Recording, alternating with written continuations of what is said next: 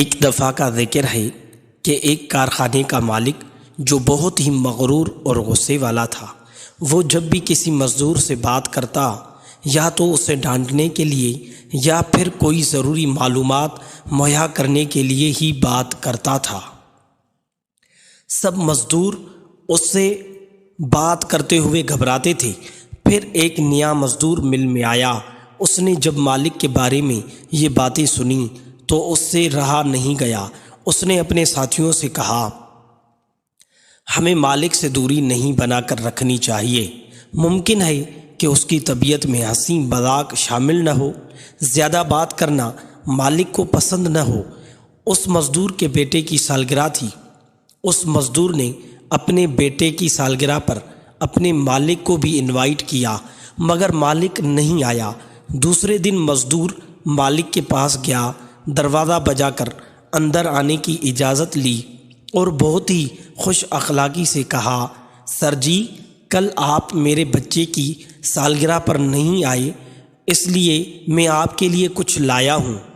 مالک نے سنجیدگی سے مزدور کو دیکھا اور بولا، مجھے کسی چیز کی ضرورت نہیں، تمہیں کچھ چاہیے تو بولو اور ذرا جلدی کرو، مجھے کسی کام سے جانا ہے۔ مزدور نے مالک کی طرف مسکرا کر دیکھا اور کہا، اگر آپ ویسا کر دیں جیسا میں چاہتا ہوں تو یہی میرے بیٹے کی سالگرہ کا تحفہ ہوگا۔ مالک حیران ہو گیا اور بولا، تم مجھے کیا دینا چاہتے ہو اور مجھ سے کروانا کیا چاہتے ہو؟ مزدور نے جیب سے 2 سفید رنگ کے ریبن نکال کر مالک کو دے دیے۔ مالک نے پوچھا، یہ کیا ہے؟ مزدور نے کہا، یہ مجھے کسی نے دیے تھے جب میں دوسروں سے دور رہتا تھا، اور پھر اس نے مجھ سے کہا، یہ ایک تمہارے لیے ہے کیونکہ تم ایسے انسان ہو جو میری زندگی میں بہت اہمیت رکھتے ہو، اور یہ دوسرا ریبن اس کے لیے ہے جو شخص تمہاری زندگی میں بہت اہمیت رکھتا ہے۔ تو میں بھی یہ ایک ریبن آپ کے لیے لایا ہوں، اور دوسرا اس کے لیے ہے جس سے آپ اپنی زندگی میں سب سے زیادہ محبت کرتے ہیں یا پھر اہمیت دیتے ہیں۔ یہ ریبن آج ہی آپ اسے دیں۔ مزدور کی بات سن کر مالک کو ہنسی آ گئی، لیکن وہ سنجیدہ ہی رہا۔ اس نے مزدور کو ریبن ہاتھ پر باندھنے کی اجازت دے دی۔ دوسرا ریبن جب مزدور نے مالک کو دے دیا تو وہ سوچنے لگا کہ ایسا کون سا انسان ہے جسے وہ سب سے زیادہ اہمیت دیتا ہے، یہاں تک کہ کام کا وقت ختم ہو گیا اور وہ واپس گھر جا رہا تھا کہ راستے میں اسے اپنے بیٹے کا خیال آیا۔ جیسے وہ اپنی بیوی کے گزر جانے کے بعد مصروف ہونے کی وجہ سے بہت کم وقت دیتا تھا، جب بھی اس سے بات کرتا تو وہ یا تو نصیحت ہوتی یا پھر ڈانٹ ہوتی۔ اس نے گھر داخل ہوتے ہی وہ ریبن جو اس کی کلائی پر تھا اتار دیا اور اپنے بیٹے کے کمرے کی طرف چل پڑا جو بستر پر لیٹا ہوا تھا۔ باپ نے دروازہ پر دستک دے کر اندر آنے کی اجازت لی۔ لڑکے نے دروازہ کھولا۔ اسے شدید حیرت ہوئی کہ اس کے والد صاحب نے اسے بلانے کے بجائے خود کمرے میں آنے کی زحمت کیوں کی۔ وہ سوچ ہی رہا تھا کہ اس کے باپ نے اس کی کلائی پکڑی اور اس کی طرف دیکھ کر مزدور کی ساری بات دہرا دی، ساتھ میں یہ بھی کہا کہ بہت مصروف ہونے کی وجہ سے میں نے کبھی تمہیں ٹھیک سے وقت نہیں دیا۔ مجھے افسوس ہے۔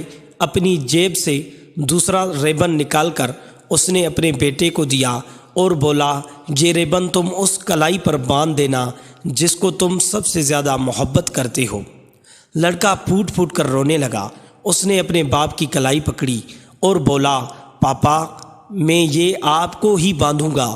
میں یہ سوچتا تھا کہ آپ مجھ سے بالکل پیار نہیں کرتے اور میں کچھ دنوں سے خودکشی کرنے کے بارے میں سوچ رہا تھا۔ آپ کی چھوٹی سی بات نے مجھے جینے کی وجہ دے دی ہے۔ آئی لو یو پاپا۔ مل کے مالک کی آنکھوں میں آنسو آ گئے۔ اس نے اپنے بیٹے کو اپنے سینے سے لگا لیا۔ دوسرے دن جب وہ مل میں گیا تو اس نے اسی مزدور کو بلایا۔ جیسے ہی مزدور کمرے میں داخل ہوا تو مالک کے چہرے پر مسکراہٹ پھیل گئی۔ مزدور نے مالک کے چہرے پر مسکراہٹ دیکھی تو وہ بھی مسکرا دیا۔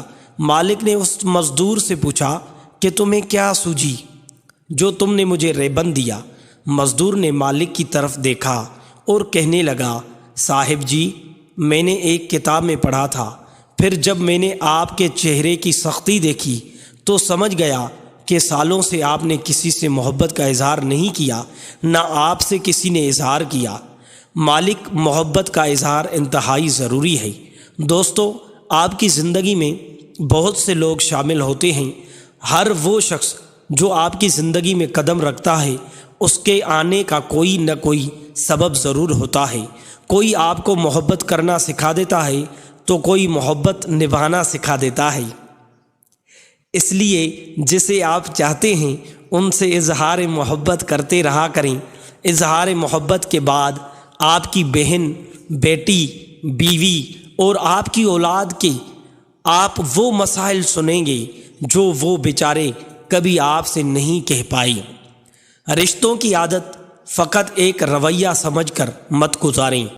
یقین جانیں، ایسا کرنے سے نہ صرف آپ کے گھر سکون اور خیر و برکت ہوگی، بلکہ آپ جب پرسکون حالت میں گھر سے باہر قدم رکھیں گے تو آپ لوگوں کے لیے باعث خیر ہوں گے۔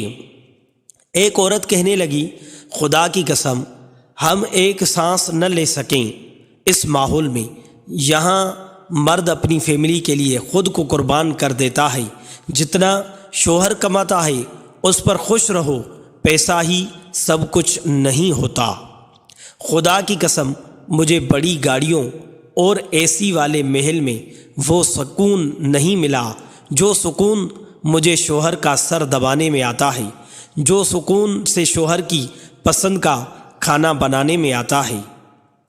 ایک بزرگ کہنے لگے، نیک عورت اور بے تحاشا دولت صرف 3 چیزوں سے ملتی ہے۔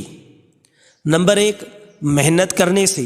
نمبر 2، اللہ کی عبادت کرنے سے۔ نمبر 3، نظر جھکا کر چلنے سے۔ بعض لوگ بس یہ سوچ سوچ کر پریشان رہتے ہیں کہ اللہ پاک نے فلاں شخص کو اتنی دولت کیوں دی۔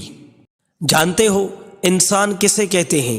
جس کی آنکھوں میں احترام ہو اور الفاظ میں نرمی ہو، جس کے اخلاق میں رحمدلی ہو اور مقاصد میں اعلیٰ ظرفی ہو۔